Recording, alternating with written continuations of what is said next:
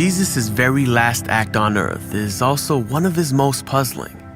He ascends into heaven to be seated at the right hand of the Father. On the surface, the ascension appears to show Christ leaving our world. But if we see the ascension resulting in less of Jesus' presence instead of more, then we are missing out on a powerful truth about the ascended Jesus. When Jesus encounters Mary Magdalene after his resurrection, she throws her arms around him. She had lost him once, and she would never lose him again. But Jesus says to her, "Don't hold on to me, Mary, for I have not yet ascended to the Father."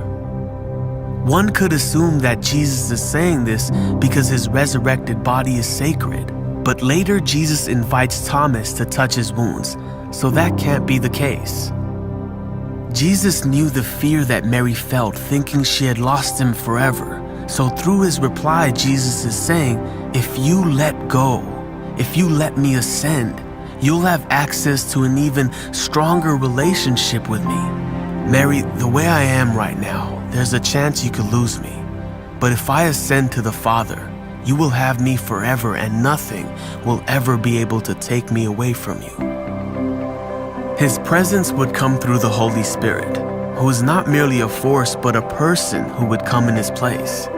Jesus said, "Unless I go away, the advocate will not come. But if I go, I will send him to you." And one of the roles of the Holy Spirit is to reveal Christ to us. This is why Jesus said that through the Holy Spirit, he would finally show himself to his disciples.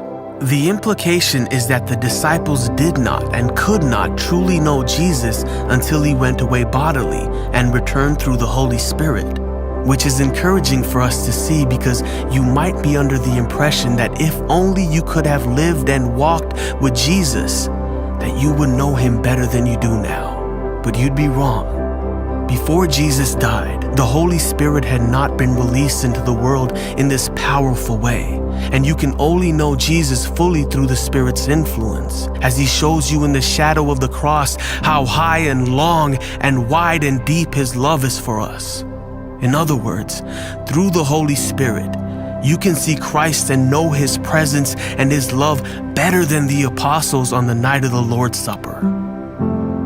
So the inevitable question is, are you living like this is true? Are you living like Christ is more accessible now than he was when he walked the earth? Jesus has made his intentions clear. He left heaven and all of his glory for your sake. And through his ascension, he has made himself infinitely available to you. Christ has drawn near to you. So draw near to him.